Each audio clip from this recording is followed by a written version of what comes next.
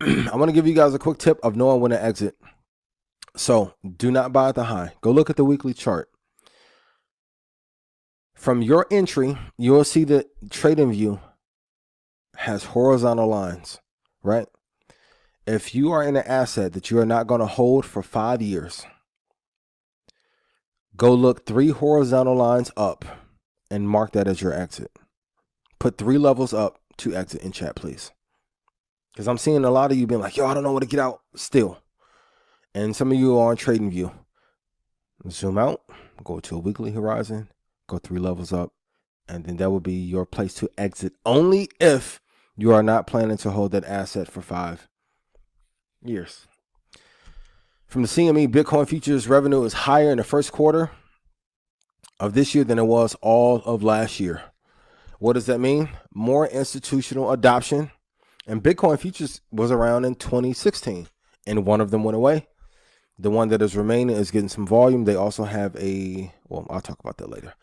But when the revenue is higher, you can go to cmegroup.com and check out the info. But when the revenue is higher in one quarter than the previous year, that is a good sign. The institutional backing is there and the volume is there as well. We were talking about this in Dream Team last week, I think. But remember that every market has a cycle. And this cyclical nature of crypto at the moment, it resembles what happens in large cap.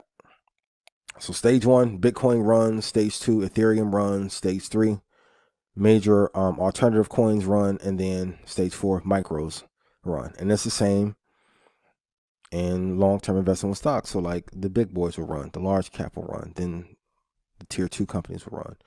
Then some of the smaller caps will run, and then you'll see some of the pennies run, and then they'll rotate in that fashion. Once again, do not worry about rotation because you're going to end up rotating yourself into poverty. But it is important to know what stage when you are investing, what cycle you are in. Here's the top 10 industries that create the most wealth according to Forbes. So when I was in marketing and advertising, I had a revelation. I'm like, okay, great. If I'm not going to be the greatest ad guy in the history of all of advertising, if I'm not going to be the second coming of like Rob Schwartz and David Ogilvy combined, maybe I need to make an adjustment. So I went through the billionaires list and saw what industries are they in. And what I did not notice was on there was marketing and advertising. And these same industries have been here for decades. So these are the top 10 industries you want to get in. And even if you don't aspire to be a billionaire, you have to be in an industry where there are millionaires that are made easily because of the structure of that industry and the components inside of it. So number 1, finance and investing. Number 2, technology.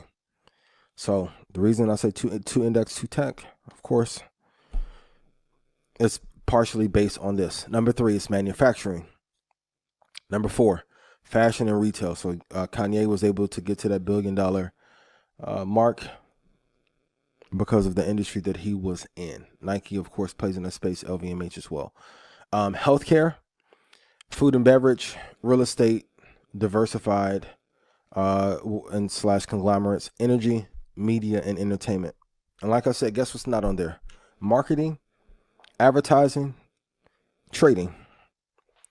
So some industries are predestined or predetermined, and they have market caps for or limitations, gross revenue limitations based on industry.